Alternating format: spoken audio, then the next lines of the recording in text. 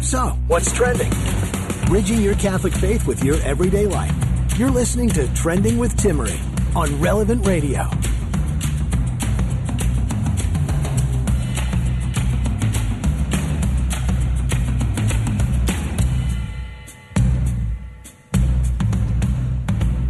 Did you know that a girl can self-diagnose herself as transgender and from there walk into Planned Parenthood facility and start receiving male hormones with no note from a therapist or medical professional?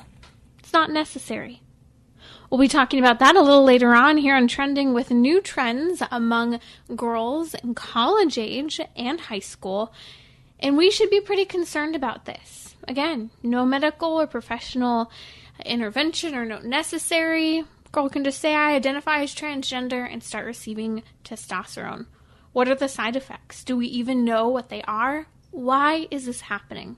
We'll talk about that a little later on today on Trending. In the meantime, did you know that pheromones can actually impact the person you will date and possibly even marry? Do you know what pheromones are?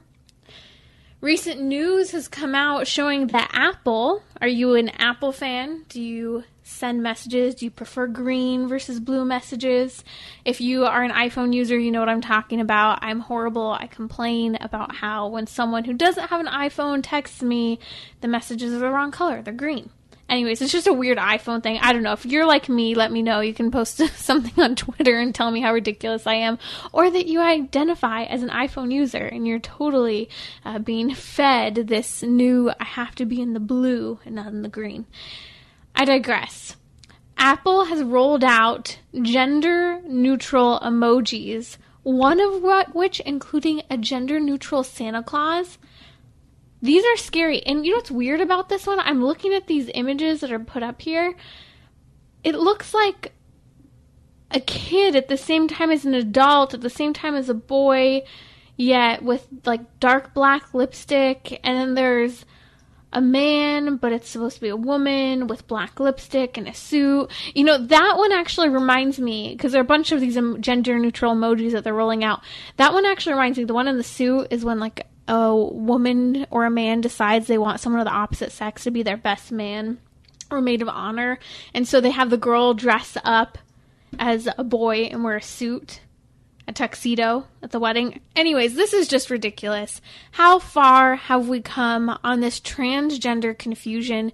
And are people really hurting from it? In fact, studies are showing that this is impacting young girls negatively, and we need to discuss it. Good news, however, coming out of San Francisco. You may recall a couple weeks ago, I had Archbishop Salvador Corleone here with me on Trending.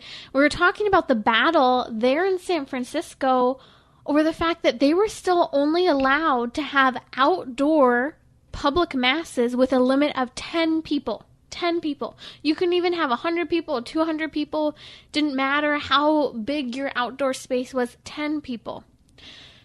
Now, Archbishop Salvador Corleone ended up organizing numerous public masses with multiple priests on the steps of the cathedral following the city guidelines, as well as Eucharistic processions, sending a clear message to public officials. In fact, the Department of Justice warned city officials that the restrictions that were placed on religious institutions could be considered unconstitutional. So the good news is this. Finally, churches in San Francisco are reopening. They're allowed to have up to 100 people for indoor worship services. This is incredible news in the face of outright, blatant attack on Christianity and other religious groups where, for some reason, we've been some of the only groups not allowed to assemble. So great news, and I have to say, can I just turn to Archbishop Corleone for a moment and point to him as an incredible model and leader of Catholic leadership? We do not stand while Catholics continue to be persecuted, even here in the United States, for political reasons. Our faith is so important. Reception of the sacraments is important, and we should not be quiet while Catholics are targeted. And so kudos to Archbishop Corleone for helping to make this change, for organizing Eucharistic prayer processions, and for organizing and being creative with the way he conducted public masses in order to bring people out into the streets to send a clear message to the government. You're listening to Trending with Timmerie. It's great to be with you. It's always fascinating seeing the new mating calls that tend to take place on college campuses, at the mall, or wherever you might be between men and women. I don't know about you, but it seems like many men and women are having a hard time relating to one another. In fact, we've seen a change in clothing trends. More skin is more popular now. We've seen a change in online dating apps, matchmaking programs. All of these complaints that people can't meet anyone. They're having a difficult time finding anyone who's interesting or marryable. Do you know what pheromones are and how they impact the person you will date and possibly even marry? Have you ever even heard of pheromones? Pheromones have to do with the way we relate to one another on a sexual, biological level. It's almost like this unsmelled but smelled element in the human person that makes it so that people have on a biological level a complementarity. Now, it's really fascinating how this works. I want to unpack a little more. So the word pheromone is a combination of two Greek words, pherent, which means to carry, and hormone, which means to excite.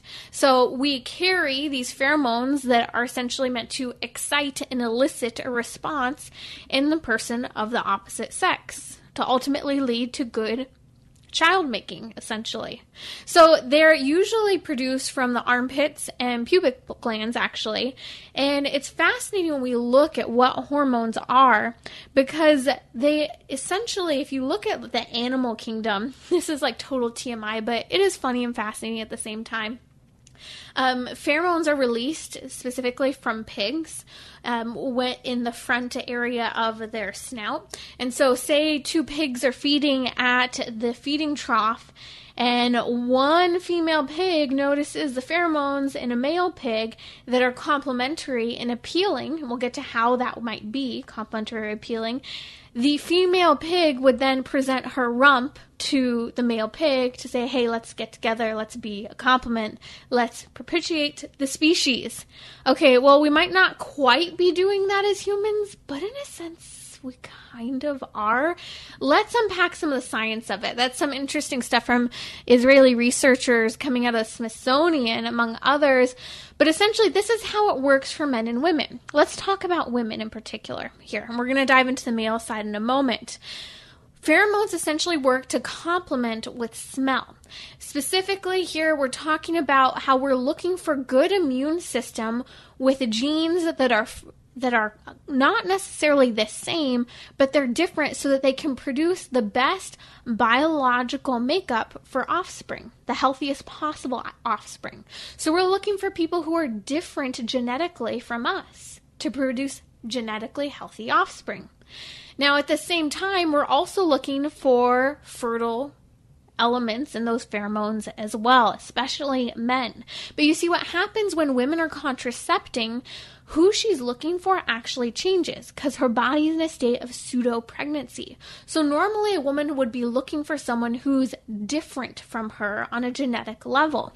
But this is completely disfigured when someone's taking the pill because, again, their body's pretending often that it's pregnant. And so when women are pregnant, the people they tend to spend time with and interact with usually changes. They tend to be more comfortable around family, people who are safe, people who are similar to her because she knows this is a safe environment.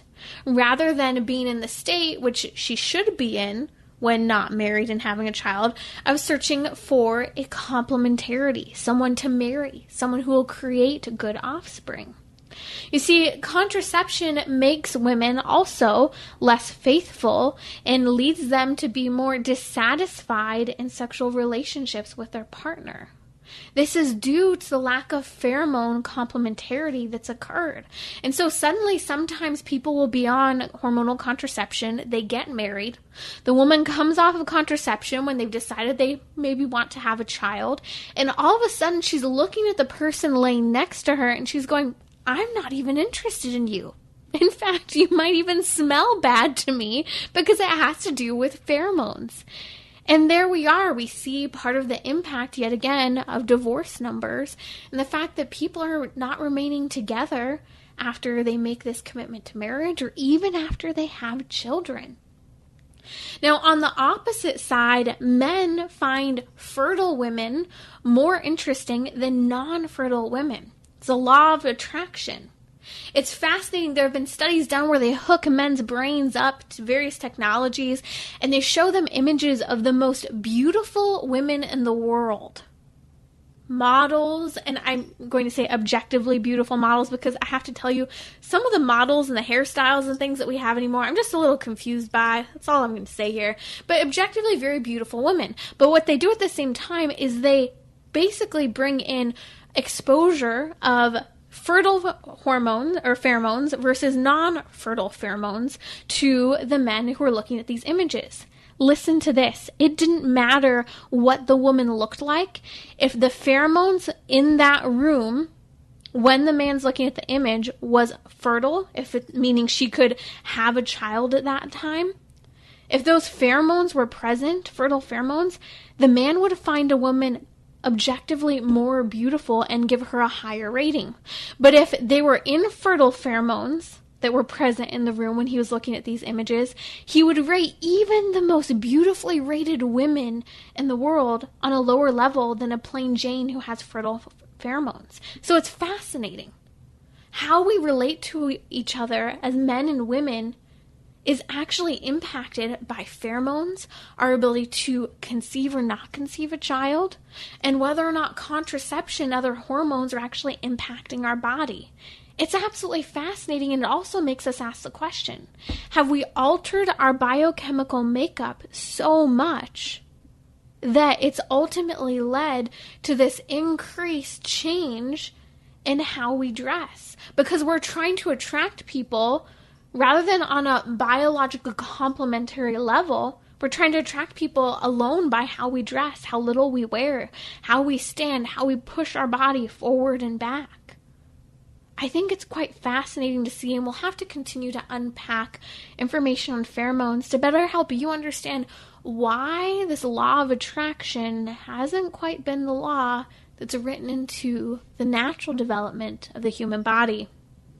You're listening to Trending with Timmery. If you'd like to call in and have a question, the number is 1-888-914-9149, or you can always reach out on Instagram. Follow me by heading over to relevantradio.com/trending. If you haven't heard, we have a nativity giveaway and you have just a little more time. So many homes have had yards with signs on them displaying right now, leading up to the November elections, many things having to do with the races. But Relevant Radio wants to give you the best kind of yard sign that you can use year after year. By now, you've probably heard us talking about how we're giving away a nativity set to 200 lucky winners. We want to make sure you have yours in plenty of time to display it outside your home all throughout Advent and Christmas. To enter, all you have to do is head over to relevantradio.com/nativity to register, but hurry, you have to sign up by this Friday. Joining me today here on Trending, a new guest to our show, Father Nicolas. He's known on social media as the Frank Friar. In just a little bit, we're going to be discussing this new trend you may not be aware of, that girls can self-diagnose themselves as transgender and walk into a Planned Parenthood facility to start receiving male hormones. No note from a therapist or medical professional is necessary. We'll discuss that in just a little bit. Father Nicolas, the Frank Friar, is with us. We're talking about masculinity in the saints. And I want to unpack specifically St. Jerome and how he's a model of masculinity. Welcome to the show, Father Nicolas. Hello, how are you doing there, eh? I'm doing great, thank you. Are you from Canada? No, I'm from the Great Lakes state itself, Michigan, but I grew up right by the Canadian border, so I say I'm Canadian light, so. I caught the A there. I was starting to wonder if you were Canadian. No, but I do have fond memories, and I do, well, at least up until COVID, go to Canada regularly, so. I want to unpack St. Jerome. It's his feast day today. For those who don't know, he wrote the Latin Vulgate. It was truly his life work in interpreting the Bible from Hebrew to Latin. And he's known for the common phrase that we hear, ignorance of Scripture is ignorance of Christ. But something many people probably don't know about him, Father Nicolas, is that in many of his icons, he's depicted holding a large rock. Now, I think this is an incredible example for men in particular because this rock is a symbol of his self-mortification. And essentially, in talking about temptation yesterday here on the show and maybe those bad habits we picked up during the quarantine, we've learned that St. Jerome actually studied Hebrew as part of his penance in the state of temptation. What stands out to you about this state and his example of masculinity? Well, one of the things that St. Jerome reminds us, first off, we have to know that, he was a man with a temper, and he was known to sort of be a hard-headed, angry kind of person, but he wouldn't make excuses for that. We have different letters where he mentions this, and there's some lamentation, although he would slip back into it regularly, so he committed himself to a life of some would say severe penance, but penance nonetheless. One of the images I myself always find quite interesting in relationship to St. Jerome is many of the different icons and images that have him in it he's accompanied, I should say, with a lion. And there's many sort of stories about how he befriended this beast and etc. But for men, seeing St. Jerome with the lion is of the utmost importance because men in their own way have this sort of inner lion within them, this tenacious beast, this massive amount of just amazing energy. You spent a good amount of time talking about the human body and pheromones and etc. Well, testosterone is this profound sort of drug hormone that is just coursing through a male body, and there has to be a process of not domination but of integration, of acknowledgement, of wrestling with, of incorporation. Not in an abusive sense, but in an integral sort of whole, to make a sense of wholeness. So, if we wrestle with these images of Jerome with his lion and, wrestle with the stories and his different writings and et cetera, it helps us, as a witness to masculinity, the need to become aware of the own lions in our life and how we need to acknowledge them and to see them better and to integrate them, because men, we can get really focused in sort of objective ways on specific things in our life. We're very task-oriented. Not to say that women aren't task-oriented, but just fundamentally speaking, in masculinity as a whole, it tend to be task-oriented sort of, folks. And there takes a necessity of slowing down to get a bigger picture so we don't get lost by looking at a tree instead of taking in the beauty of a forest. So I always find that image of Jerome with his lion of the utmost importance in wrestling with the notion of masculinity, at least for myself. I really love I keep coming back to this symbol of the rock, and you talk about the lion as well, and how I think men can learn from this sense of self-mortification, even St. Jerome's anger problem. I keep thinking about the letters that were exchanged between St. Jerome and St. Augustine. I don't know that they ever met in person, but St. Jerome kind of had this attitude about St. Augustine. Both were kind of very, very active and involved in the church. St. Augustine was rather up and coming, and he was writing to St. Jerome, and Jerome just had no tolerance for him. I'll never forget when I was in studying theology in school, our professor would often read some of the letters between St. Jerome and Augustine, and they were pretty intense on the side of St. Jerome. So this anger was a problem, possibly even pride as well. And so his example of self-mortification, his example that he still became a saint in the face of these temptations, reminds us that we too need to have this level of self-denial and self-mortification in order to build that character. Because suffering purifies the heart. So what would you say are some of maybe the top couple of practices of self-mortification that you've grown to appreciate, Father Nicolas?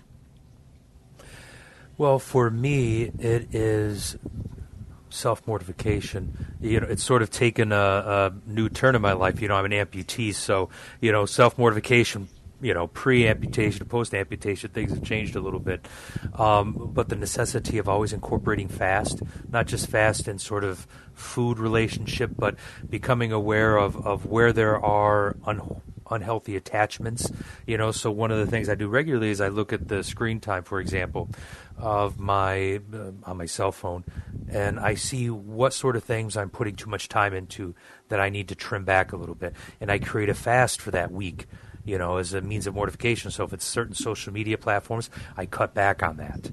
If it's a certain game, although I cleaned all the games off, but there was a time where I'd play a certain card game, I would cut it off, So it's becoming aware of where there are unhealthy attachments to incorporate Carmelite language, because I'm a Carmelite friar, and mortifications are a means of addressing those attachments. So for me, it's the understanding the usage of my time and where I might be wasting time, and what fast do I need to incorporate in order to preserve time so it can be an appropriate gift given over to God. Another thing is keeping track of where my eyes are wandering to, finding, like as I'm walking around the neighborhood, seeing nice cars. My dad built cars for a living, and my eyes can be attracted to certain cars that are going by. It's like, oh man, wouldn't it be nice to drive a car like that? And I'm like, well, that's not appropriate for my way of life. I'm a friar. St. Jerome, that rock, it wasn't just that he carried this rock, is that this rock he used to sort of hit his breast, because he realized that it was out of the heart that, a lot of these passions would become inflamed. So, what for myself, sometimes when I'm walking, I'll have a little something in my hand that I can not prick myself with, but maybe push into my thumb like a little crucifix when I'm walking from the priory where I live at over to our office where I work at. So if I find my eyes drifting because, someone at the school parking lot has this nice, Dodge Challenger or whatever, I can just prick that, and I can wake myself up to what's going on with me mentally in that moment. Like, oh yeah, that's right, I'm being distracted. My eyes are wandering. So those are two aspects of mortification right now in my life. I've tried to incorporate. So I really appreciate you sharing this, because we've been walking through the titles in the Litany of St. Joseph here on Wednesdays, really focusing on a male content. And he has this title in the Litany of St. Joseph, Watchful Defender of Christ. And when you talk about these self-mortifications and this awareness, you're talking about defending Christ within yourself and preserving that state of grace, overcoming temptation by being aware of, okay, what's going on with my screen time? Where are my eyes wandering to? And how can I grow? And it reminds me of 1 Peter chapter 5, where our first pope tells us to be sober and alert. He also uses the word in various interpretations, vigilant, because your opponent, the devil, is prowling around like a roaring lion looking for someone to devour. And so how are we being watchful defenders of Christ? Yeah, and that's funny. I always love that line, because St. Peter sort of depicts the devil in a foolish way, because a roaring lion will never catch any food. So it's also a reminder about how dull we can be that we can't hear this roaring lion.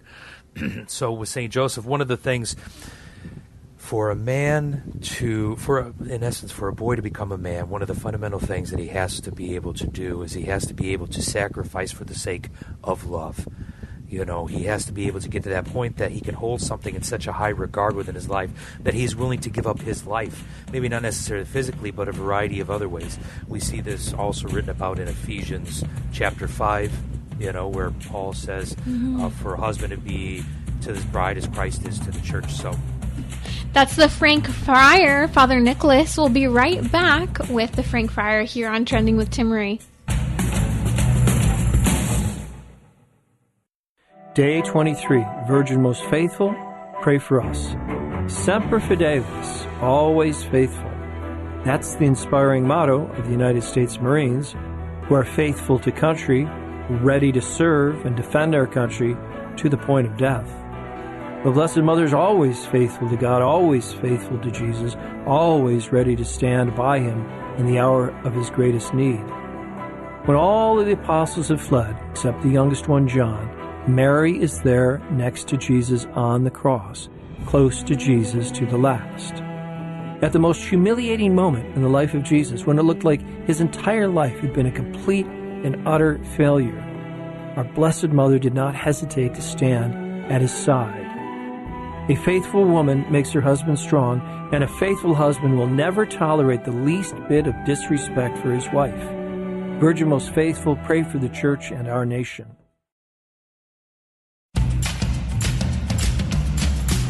So, what's trending? Bridging your Catholic faith with your everyday life. You're listening to Trending with Timmery on Relevant Radio and the Relevant Radio app. What's trending? There's a day for everything now. It's International Podcast Day. If you weren't aware, Twitter informed me. So here's my challenge to you to join the mission of trending. If you haven't subscribed to the podcast, head over to your favorite podcasting app or head over to relevantradio.com/trending where you can choose where you want to subscribe. Now, what I'd like you to do is I want you to share your favorite podcast episode of Trending. Let us know why you loved it, share it with your friends, and tag me, whether it's on Instagram or Twitter, and we'll repost it. We love to hear from you, what you like to hear discussed, what's changed your life, perhaps, about some of the topics we've covered here on Trending. So share in our mission by spreading the good news about our show, Trending. My guest today is the Frank Friar. You can find him at thefrankfriar.com. It's Father Nicolas, and he recently read the book Irreversible Damage, the Transgender Craze Seducing Our Daughters. Now, if you haven't heard about this book yet, I have to tell you, it's not receiving the adequate amount of attention that it should. Did you know that a girl can self-diagnose herself as transgender and walk into a Planned Parenthood facility and start receiving male hormones, testosterone? She doesn't need a note from a therapist or any type of medical professional. She can start on her own receiving transgender, cross-gender hormone therapy today. It's quite scary because even in, for example, the state of Oregon, I believe a girl at the age of 15 in Oregon can give her medical consent with no parent approval. It's a little scary. It reminds me a lot of the non-consent laws. You don't have to receive consent to have an abortion in many states here in the United States. Listen, this is how the book came about because you have to know the background. Abigail Shrier is an opinion writer for the Wall Street Journal. She's progressive, and she's been written to by a number of people on the progressive side of parenting who support LGBTQ ideologies but were concerned about their daughters. Specifically, a mom wrote in about a new trend, about how her daughter was totally fine, then she went off to college, and with a group of her friends in college decided that she was suddenly transgender and started going through hormone replacement therapy. This has become a massive trend among young women in high school, in their college years, and it's scary because it has nothing to do with transgenderism. It's like it's a new anorexia. Father Nicolas, you've read the book. You've gone through the content, looking at what Abigail Shrier has put across here. What 2 or 3 things stood out to you most in this book? One thing that stood out to me that's an amazingly positive thing within the book, and she keeps hitting it over and over again, is the great blessing. She doesn't use the word blessing, but a great gift, I should say, that about womanhood, that femininity and womanhood, that these are blessed and great and good and awesome and wonderful things, and it needs to be celebrated. But of course, she also says that it's not an easy thing. The movement from girlhood to, womanhood is a difficult process, just as the same as for a boy to journey into manhood. But she says yet it's a good thing. And she spends a lot of ink and a lot of time with that, and another thing is she really gets into the nitty-gritty. A good chunk of the book is just her doing interviews with people that have come forward, that have reached out to her, and people that she disagrees with. So she uses her platform as a means of getting their voices and their experience out there in the world to help people to understand what's going on with this craze. Because she would use the word social contagion, that this is a social contagion that is being spread amongst teenage girls that is having some terrible effects and could end up possibly, mind you, big thing here, kind of like we already have within the history of the United States of the lobotomy craze, where people's bodies are being decimated through a procedure that people find out, a generation later, was totally non-appropriate, non-medically beneficial, and et cetera.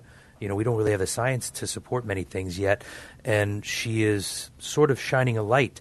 One of the big groups that she really hammers, for lack of a better word, is the influencers, how the different people in YouTube and other social media groups are sort of pushing this ideological thing and pushing this social contagion and showing how young girls can know certain ways of speaking to get around certain things in terms of psychological barriers when they have to, they're in certain states where they have to meet with a psychological professional in order to get drugs and et cetera, or how to speak with their parents or how to avoid certain ways of getting around their parents to be able to live their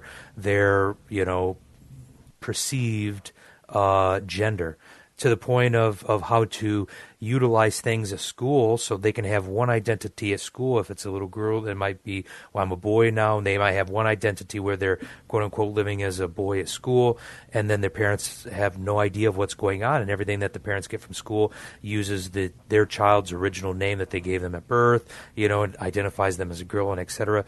So she really hammers the influencers that put out a way for children to sort of circumvent, or for different systems like our education system and our medical system to circumvent parents. That's one of the big shockers that I took from this book is how parents are really being undercutted in a variety of different ways in a variety of different states throughout the United States of America. This is a scary thing that's occurring. It's an ongoing theme which is really embedded in socialism. And we have to call it for what it is, this idea that the state should have ownership of your children, the state should provide the education for your children, the state should provide the activities for your children. This has been the massive change and even the influence here in the United States that kids are no longer being raised by their children, which is part of the reason why the Catholic Church has spoken out so blatantly against socialism, because it really, on the familial dimension, separates the child from the parent. But let's talk a little bit about these girls in particular who are suddenly self-diagnosing as transgender and now receiving testosterone with no medical or therapeutic intervention. Father Nicolas, these are girls who would usually are very smart. They often tend to be social outcasts, lonely, struggle perhaps with anxiety and depression. They don't quite fit in. These are the same girls who normally would turn toward anorexia or bulimia to kind of numb their pain. These are the same girls who tend to engage in self-harm, cutting, and even witchcraft. Yet the new trend, sometimes going along with some of the things I just mentioned, has been that instead they're suddenly deciding with these friends groups that they're going to become transgender. And they've decided that if they were a boy, this is their quick fix. They need testosterone, and that's what will make them feel better. What did you see that stood out about the girls who are deciding to make this specific quote-unquote transition? Well, one of the things that Miss Friar really hits in her book, and she hits this at several different places, is this testosterone can kind of be like a wonder drug for young girls, because testosterone is a powerful hormone. And for one example that she gives, it helps with sort of the dispersion of fat around the system. So it can really help in terms of body-related self-identification. I'm getting fatter, for lack of a better word, and et cetera, things that might bring about an insecurity in a young girl's life. Suddenly they can taste some testosterone, and it will really help to address that situation. And of course, as a man, I can say, having that testosterone gives you a certain bravado because of the nature of the hormone itself that can help to overcome some of the insecurity issues. So, she talks about that as being a wonder drug, and she talks about how influencers really sort of perpetuate that stereotype. But then there's the darker side and the impact that having an increase of testosterone that's not being monitored, it's not being observed properly by medical professionals, it can really negatively impact certain aspects of the feminine body, like their womb and sexual organs. It can cause certain atrophy-related issues that may not be something that can be repaired. One of the myths that she addressed in the book is, you can stop puberty now and you can just restart it later. And that's just not the case. She has several different, and she does a great job in terms of her footnotes, providing the necessary evidence on these sort of things, that we have to understand and be able to debunk these sort of quick thrown out slogans or views or et cetera, particularly when people say, well, that's the science, it's a settled science. Well, no, nothing is settled within this regard, and fundamentally medicine is supposed to do no harm. So before a course is to be taken, we should know whether or not this thing is going to do harm, this procedure, this injection, this whatever is going to do harm. And if we don't know enough yet, then maybe we should hold off. So she does a great job in sort of hammering, for example, the impact of testosterone in terms of how it might be beneficial to a young woman's identity, but then the darker side of having a body flushed with that sort of hormone and how that might impact the feminine body. And I can't emphasize this strongly enough. If you're just joining us, you're listening to Trending with Timmer, and we're talking about the trend of teenage girls and college-age girls who are self-diagnosing themselves as transgender, and with no need of any type of medical intervention, medical note, they are starting to receive cross-sex hormones, testosterone specifically. And what's scary is that there is not a clear study of the long-term impact of taking testosterone, nor are these girls who are going on testosterone being monitored. So you mentioned some of the side effects, Father Nicolas, that are laid out in Abigail's book. You mentioned the fact that the testosterone can redistribute fat, but it can also deliver the state of euphoria. It can suppress anxiety, which many of these young girls, this is one of their biggest problems, is that anxiety they're experiencing.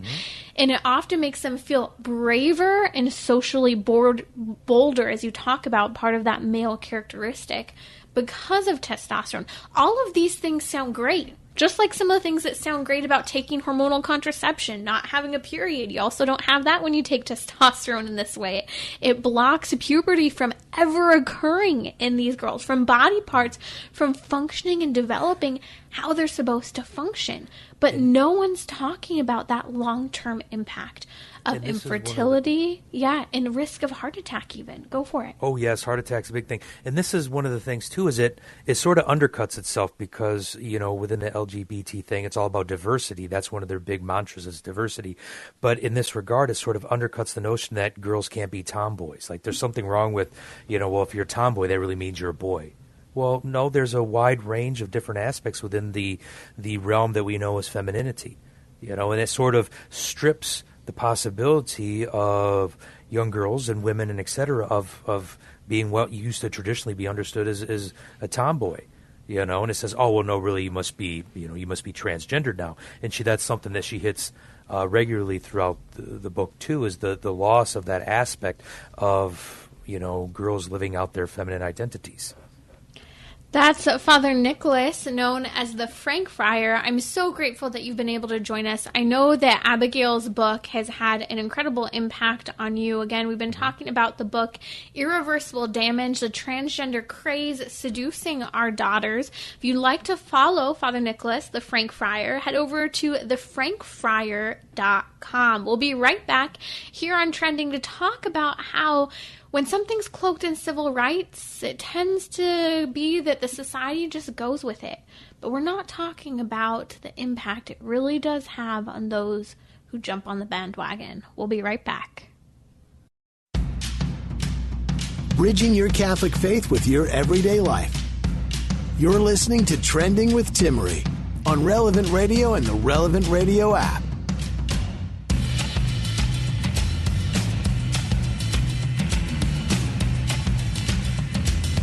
I can't get over what is happening right now in the transgender movement. It is unbelievable. We've been talking about the book, Irreversible Damage, The Transgender Craze Seducing Our Daughters, written by Abigail Schreier. And what she shares in that book is something that she had no interest in discussing. She's even pro-transgender. However, she sees that there's this trend among young girls, teenage girls, where they're suddenly transitioning and receiving cross-sex hormones, puberty blockers with long-term impact with no supervision. But this is what's scary. And this is something that Abigail said when I was listening to an interview that she did. She said, we have a weakness for anything that is cloaked in civil rights. And it's true. It's true. People throw, this is a civil rights issue. And they compare it to the real civil rights movement. And it's such an injustice to the civil rights movement, but it's also an injustice now to those girls who we are doing science experiments and social experiments on their bodies without any oversight whatsoever. They don't know. We don't even know the long-term impact of taking testosterone. If you're just joining us, you're listening to Trending with Timmery. And by the way, it's International Podcast Day. So I'm asking you, make sure you're subscribed to the podcast. And then share your favorite episode of Trending. Let us know what you've enjoyed on the show. What topics specifically that have maybe changed your mind. And then tag me and we'll retweet or repost on Instagram those stories that you share from Trending. So let's talk about some of the stories that Abigail Schreier shares in her book, Irreversible Damage, The Transgender Craze Seducing Our Daughters. She talks about a girl named Benji who decides suddenly that she identifies as a boy. Everyone affirmed her on social media as she was seeking out this affirmation about her transition.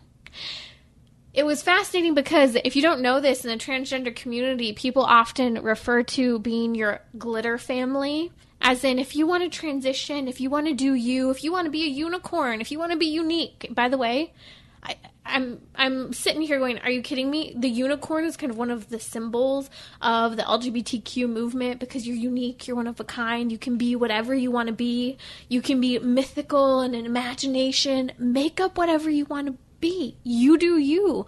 The phrase relativism, right? You define your own reality. Well, people were supporting Benji, telling her, well, we'll be here. We'll be your glitter family where you can razzle and dazzle any way you want by transitioning. But then guess what happened to her? They started making requests of her after her transition, and they started asking her for photos. You know what I'm talking about. Because this is a social pressure that young girls are in today.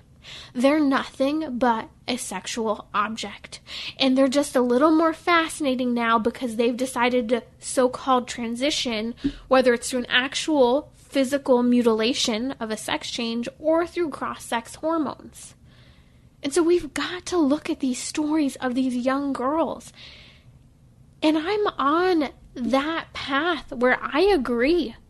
Teenage girls should not be on social media. This is what happens. In fact, many women, many adults, male and female, shouldn't be on social media. Sure, we can talk about how it's connected people, but at the same time, are we talking about the real psychological impact it's having on people? I remember just a few months ago, you may recall, Adele has gone through this massive weight loss. She's a well-known singer from the UK, beautifully trained voice. She's received major criticism for having lost weight. People would say she's better fat. Or she's fat-shaming people by sharing her photos of being skinny suddenly. Lady Gaga is another person, the singer, songwriter Lady Gaga. They've criticized her publicly. People hate accomplishments. We're like crabs, where a crab starts to climb out of the box and they're able to make their way out. Next thing you know, all the other crabs start pulling that crab down because no one can get out. No one can be better than. We can't handle ourselves. This is what we're doing to these girls. Lana Del Rey is another example. She posted something a couple months ago about a great accomplishment she made. The first comment on her social media post, photo of herself, was someone just saying, "You look fat." First comment. This is a real problem of social media and social influence. Teenagers cannot decipher the trolls and the lies from the truth. It's destroying their sense of self-esteem. It's impacting their overall mental health. Mental health disorders are contagious. Look at some of the studies having to do with anorexia. Look at some of the studies having to do with transgender hordes of girls becoming all of a sudden quote-unquote boys together. They encourage one another. You can't even put an anorexic girl with another anorexic girl in a psychiatric ward or in a medical institution, because if they're next to each other, they're just going to keep encouraging each other to lose weight. Social influence is destroying young girls today. And I'm not just saying media's bad, you should get rid of your TV, you should get rid of your iPhone. What I'm saying is that we do need to wake up and we need to make some decisions. Because the bottom line is this. With regard to the transgender issue, most kids grow out of gender dysphoria. We're looking at statistics showing that upwards of 9 out of 10 kids who experience some form of gender dysphoria, by the time they've gone through puberty, as they continue to develop, it totally goes away on its own without even any so-called treatment. There's another problem with this universal care approach of Western countries, where someone suddenly says that they identify as something other than their biological sex. Laws have been passed in many of the Western countries that enforce that you have to give affirmative care in both the medical in psychiatric fields to whatever that person says they identify as, not what their biology actually says. In fact, in the UK, we know of medical doctors who are getting in trouble for insisting on treating biological male or biological female patients as what they actually are biologically. But how do you treat someone when their body parts are literally created in a different way than you're being told to treat them?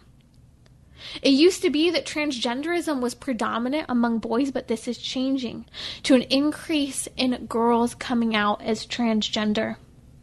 Girls are being influenced by social media and social pressure.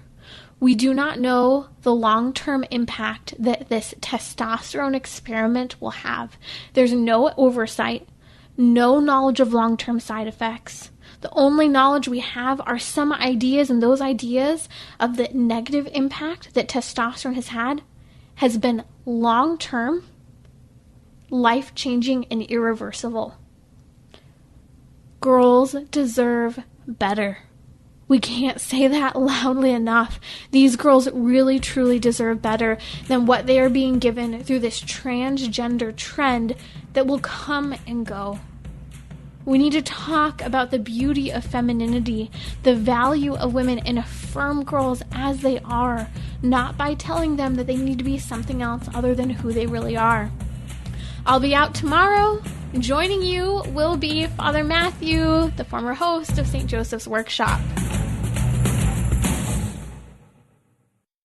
Day 23, Virgin Most Faithful, pray for us. Semper Fidelis, always faithful. That's the inspiring motto of the United States Marines, who are faithful to country, ready to serve and defend our country to the point of death.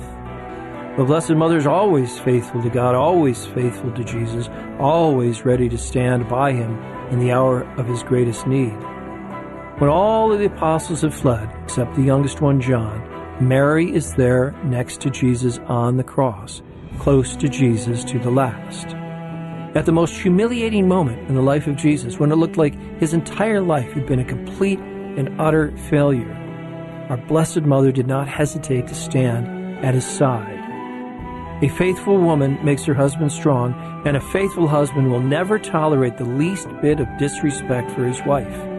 Virgin Most Faithful, pray for the Church and our nation.